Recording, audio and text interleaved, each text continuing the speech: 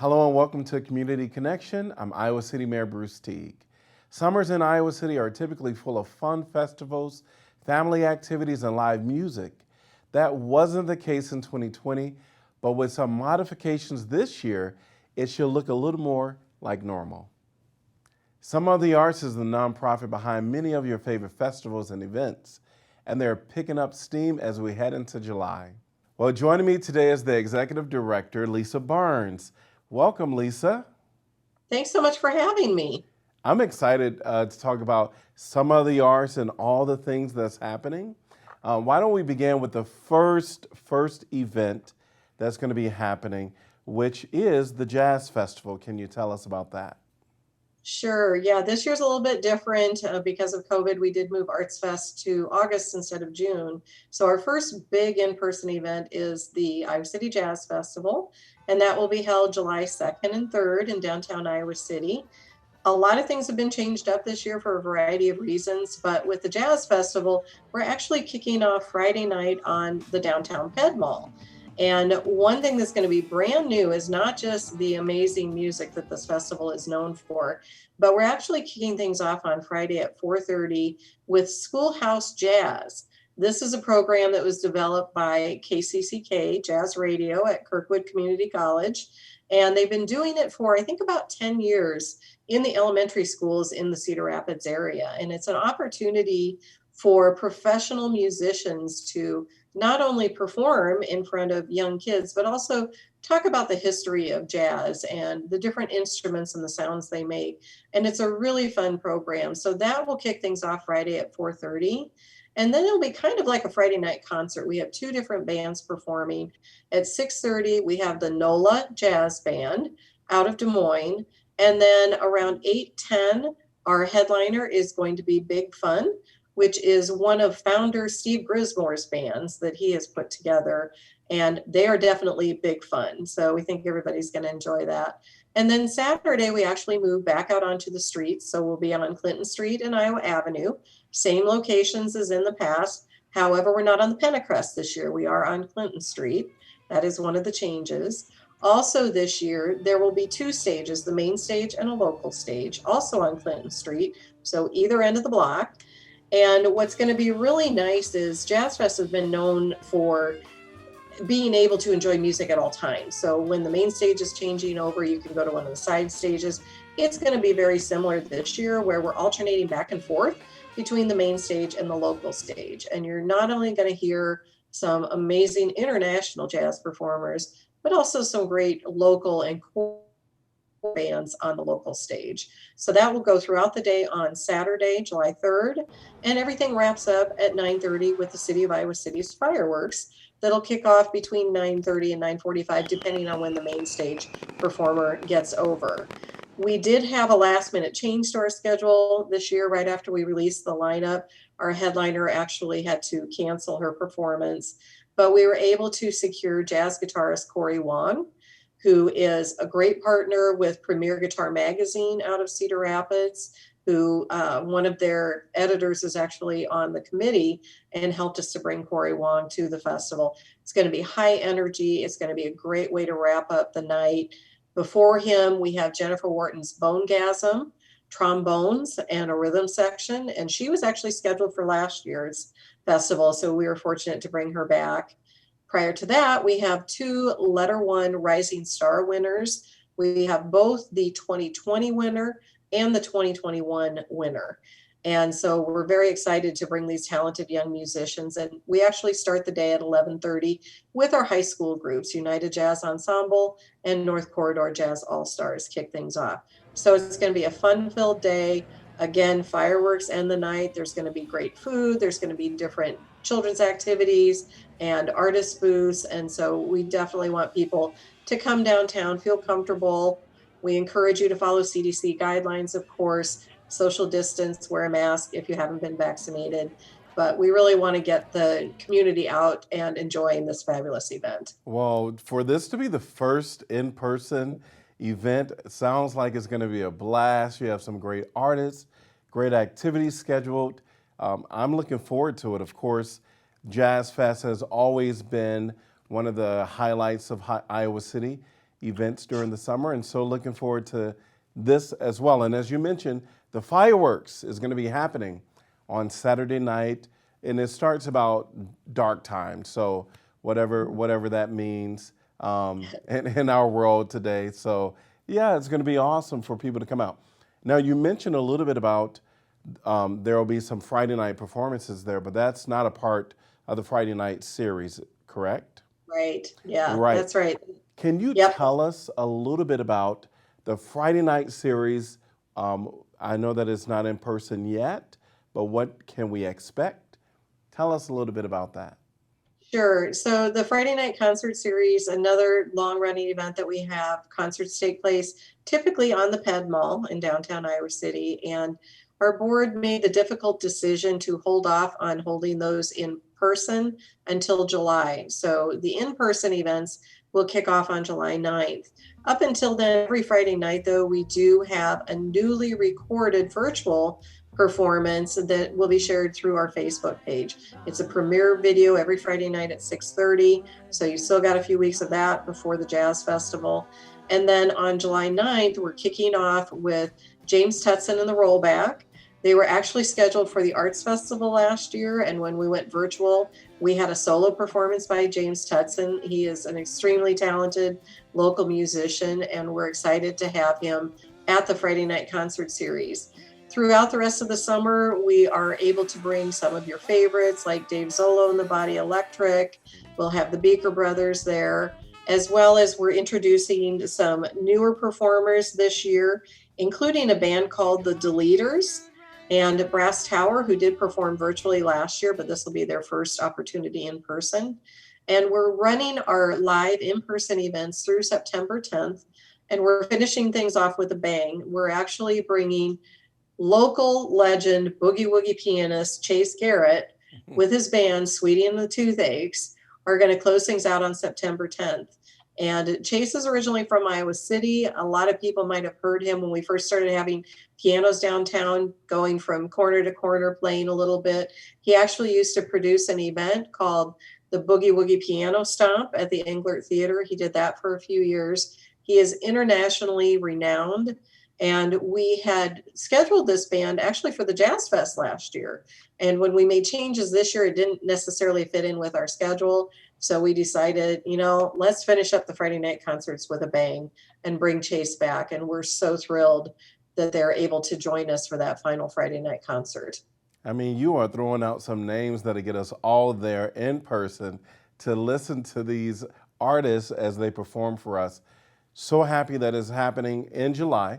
Once again, in person. I know everybody's ready to kind of come back following the COVID protocols that are in place, as you mentioned.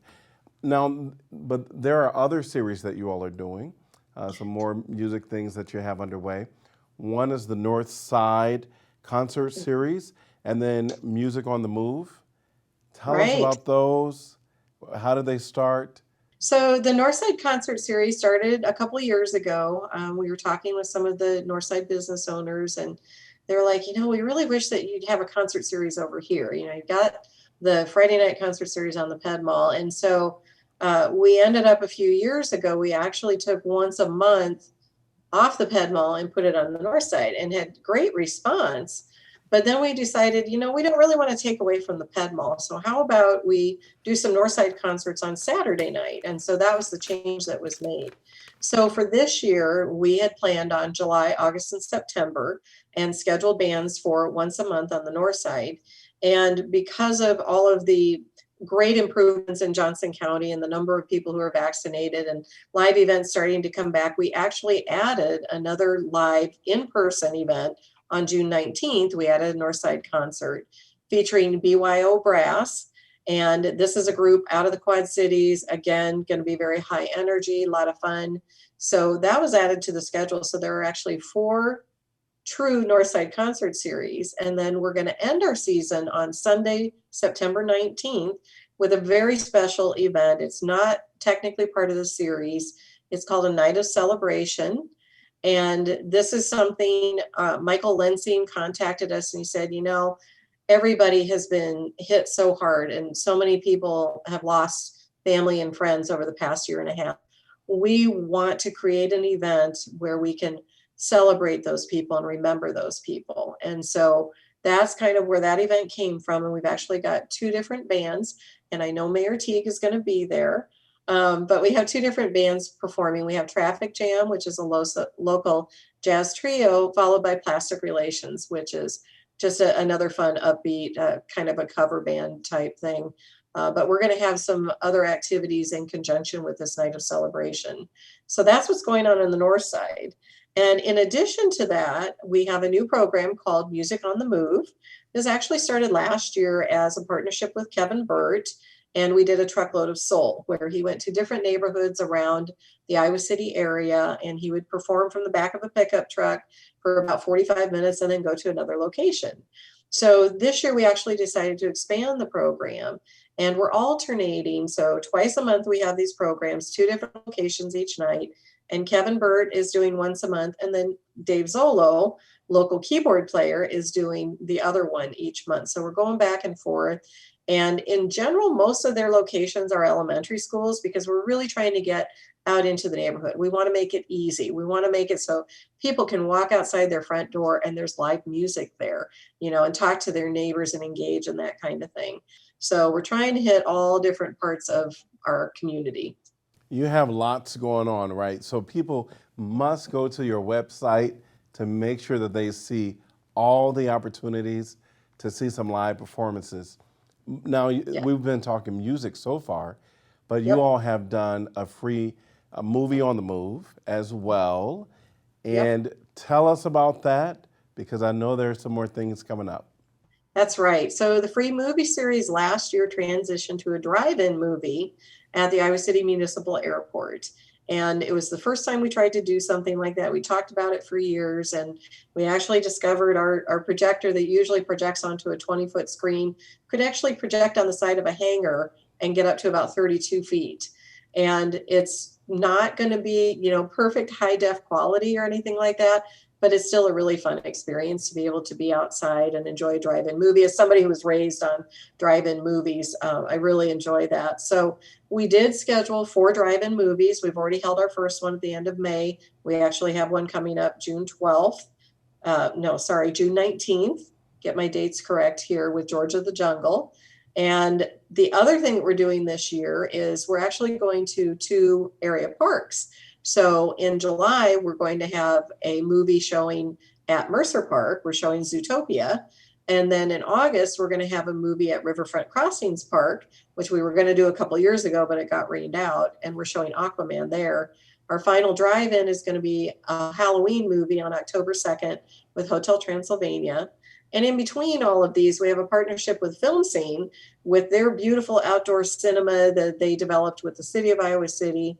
And so twice a month, we're partnering with Film Scene on those Saturday night movies in the park, Film Scene in the park. And so we've got some great movies coming up, including Who Framed Roger Rabbit, The Wiz, Moana, Monuments Men.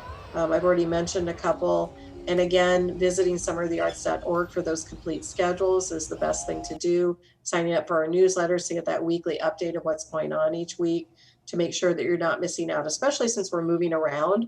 It's a little more challenging than, we're going to be at this location every single week. I have to tell you, I absolutely love the option of having drive-in type movies. I grew up on drive-in movies as well. Mm-hmm. Now, one of the things about drive-in movies is typically we have to bring our own food, popcorn, pops, sandwiches and that type stuff. Yep. What can people expect when they come? Yeah, with our drive-in movies, actually through our presenting sponsors, Green State Credit Union and Urban Acres Real Estate, they have a partnership with Marcus Theaters, and they provide free popcorn, and it's usually 1 bag per car. And we also have Moo Moo's ice cream on site at those movies. So if it's one of these nice hot nights and you're in the mood for ice cream, that's readily available. You're welcome to bring in your own non-alcoholic beverages for the drive-ins and the movies in the park. With the Film Scene movies, they have concessions. And so they actually set up a separate concession stand for those movies at Film Scene in the park. So you do have the option, but of course you can bring your own as well. And whatever is most convenient or you prefer, you can go either way. Most of the movies start late enough people have had dinner beforehand, but it's always nice to have that little snack, especially popcorn or ice cream. I'm really hooked on Moo Moos now after having them there last year. Oh yeah, gotta have the popcorn for movie night. All right, Yeah. so Soul and Blues Festival, super excited about that. It's going to Yeah. be happening at the end of July. Yep. Tell us who is going to be a part of the entertainment, what food vendors you got. It's going to be exciting. So tell us a little bit Yep. about that. Yeah, we've gone through a few different changes with Soul and Blues this year. We were actually going to be on the Ped Mall, but because of the beautiful art installation that the city and the downtown district have coming in, we decided to move back to Iowa Avenue. So we will be between Dubuque and Lynn Street on Iowa Avenue with our stage actually facing east. And it kicks off on Friday, July 30th with our DJ dance party, which last year we did that virtually and it was just amazing. We had so much interaction and just so much fun doing that even virtually, but I guarantee it's a lot more fun in person. And then on Saturday, we have a variety of things going on. So we are actually expanding our authors panel this year. We're going to have a youth authors panel on Friday evening featuring some area youth that have been doing some writing. And then we're going to have our adult authors panel on Saturday morning. And what used to be known as the Black Entrepreneurs Panel is back this year, and it's the Black Business Owners Forum. So it's taking on a different twist. That's going to be Saturday morning at the Graduate Hotel in their ballroom. And what's great about this is anybody who's interested in maybe starting their own business, but they don't know where to start, they don't know what to do. We're actually going to be bringing in people who own businesses in our community. And they're not only going to have a panel presentation, but then you have the opportunity after that to go around and talk to them and just learn more about the process and how they were able to do what they do. So we're really excited about bringing that in. But then, of course, it's the Soul and Blues Festival, so it's going to be about the entertainment. So we're kicking things off on Saturday, same as we've done the past couple of years with the amazing Kevin Burt. We feel like he's such a great ambassador for us, and nobody better to fit this actual event. And so he's kicking things off at 12:30. And then we actually have some kids out of the Eastern Iowa Arts Academy in Cedar Rapids who've been working with Kevin a little bit that are going to come and perform. I think there's 5 kids in the group. They're called Ship of Fools. After that, we actually have a duo out of Des Moines called String Prophets, which doesn't sound like blues, but it actually is. So it's guitar and violin. So it's going to be an interesting combination, but great blues. Then we get into more of the high energy. At 5 o'clock, we have the Ivy Ford Band, followed by the J.C. Brooks Band. And our headliner, which Mayor T can talk a little bit about, is the amazing Nora Jean Wallace. I'm super excited about all of them. And of course, Kevin Burt, you just have to have him to kick it off. And all of the opportunities that we'll have to hear some of the new performance, some of the youth performance is going to be great.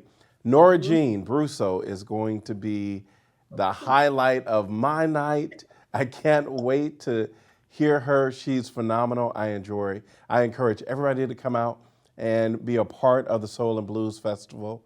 And I think it's going to be a great opportunity. There's a few things that you mentioned, such as having those entrepreneurs come and really talk to people that have an interest in opening up businesses. So real excited about this opportunity. It's going to be fun. What I love about the Soul and Blues Festival is it is different than our other events that we produce. We don't typically do an authors panel or any kind of panel for that matter with our other events. And so it's something that I think has become an integral part of this event, and providing these opportunities and to learn more about the culture. It's so much fun. If you like dancing at all, if you like good music, this is definitely the event that you want to be at. Put your dancing shoes on because you're going to move a little bit. Yes. For sure. So normally the Arts Festival starts out, the Summer of the Arts events for the entire year. But this year, because of the pandemic, is going to close us out. So tell us about that and, how did that come about? That was a hard decision, honestly. You're right. The Iowa Arts Festival typically kicks off our season at the beginning of June.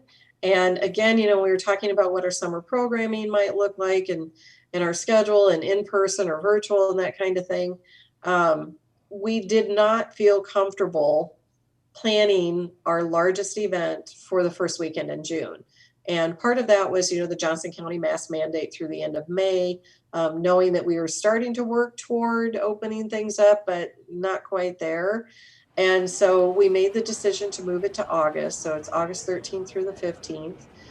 It has created some challenges in different respects. From an artist standpoint, a lot of our artists were already booked for other shows when we announced that we were going to move it to August. And so we did lose a few of our regular artists for that reason. But the weekend looks very similar to what we've done in the past. One change that I do want to mention to let people know about is we no longer have the Lynn Street Live stage, which was set up at the corner of Lynn and Iowa. And we've moved our kids' activities from South Clinton Street to the Ped Mall again, now that we have that beautiful stage on the Ped Mall is open.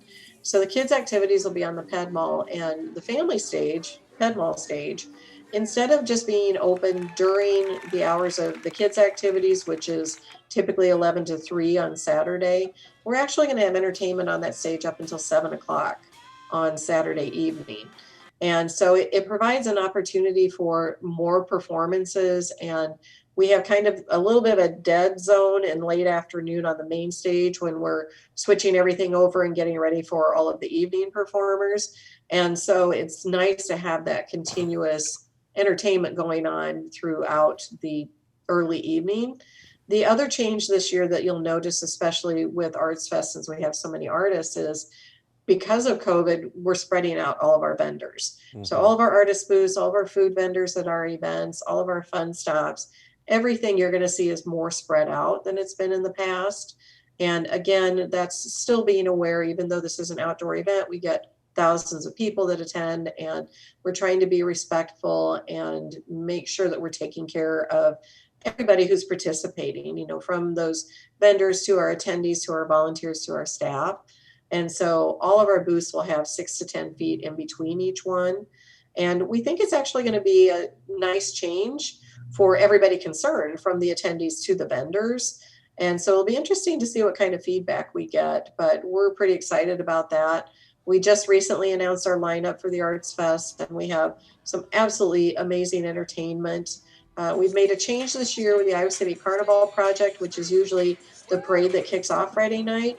That's actually going to be a carnival celebration that's going to be limited to the main stage area. And we're bringing in some dancers. We're going to have Pandalarium Steel Drum Band, and it's just going to be a party. People will still be in costume and stuff, but just kind of a little mini dance party. This actually came as a result of talking about the Soul and Blues Festival and the dance party and how much fun it was. So that'll be our kickoff Friday. Then we've got Aaron Cam and the One Drops, who used to play the Friday night concerts all the time, moved to St. Louis. We're excited to have them back. And then our headliner Friday night is the Jayhawks. And some people may be familiar with them from when they performed at Ragbri a few years ago. But this is somebody who's kind of been on our hit list for a long time. So we're very excited to have them come back. Saturday, we're going to have main stage entertainment starting at 11:30. The art fair itself opens at 10 o'clock. So there will be things earlier in the morning on Saturday as well. We go until 10:30 at night. Have some great local performers, including Jordan Sellergren and the Recliners during the afternoon. In the evening, we have Wyatt Waddell, Chastity Brown, and Horseshoes and Hand Grenades on Saturday. And then Sunday, we run things pretty much 10 to 4. Everything shuts down at 4 o'clock. And again, have some more local performers like Flash in a Pan, who's been a regular at the Friday Night Concert Series. A group called Miles Over Mountains is going to wrap things up for us on Sunday afternoon. And so, yeah, all of downtown, we pretty much take over all of downtown. We've got about 9 city blocks for the Iowa Arts Festival. We're coordinating with the University of Iowa because it's move-in weekend at some of the dorms. And so just making sure people know about road closures and this fabulous events going on. And we hope that everybody wants to come out and enjoy kind of one last hurrah before school starts. But the Iowa Arts Festival, I think, is going to be just as good as ever. Well, you really have done a lot of work during the pandemic to try to plan for events. Thank you so much for all that the Summer of the Arts bring to our community. We're very appreciative and happy that we're going to be in person with some stuff Yes. right around the corner. So any last thing that you would like to say to us? And people, please go out to the website, Summer of the Arts, so that you can find all of these events and all of the times and places so that you can be there. So anything final you want to say? I just want to say thank you so much because the city is such a huge partner to us, from city council and, the city manager's office, the city clerk's office, fire department, police department, everybody. We have such a great working relationship, and we've been doing this for a long time, and we wouldn't be able to do it without the support of the city. And we really appreciate you guys. I also want to mention, I can't believe I forgot this. This is actually the 30th anniversary this year of the Iowa City Jazz Festival. And we will have a special commemorative poster print available for sale that was painted by local artist Mick McFerrin, who is a teacher at Regina. And we're excited to be celebrating. It's hard to believe it's the 30th anniversary already of the Jazz Fest. And so we hope that people check out that print. It's another great way to support the organization. Since we don't charge for tickets, we definitely need support from everybody in the community so we can continue to bring these great events to life. All right. Well, thank you again. And there you go. Go to your website to donate as well, right? Yes, please, Absolutely. summerofthearts.org. Great. Thank you so much for being here today. Thank you. That's all for this episode. I hope to see you at some of the awesome events this summer. We'll be back again soon with another episode of Community Connection. Thanks for watching.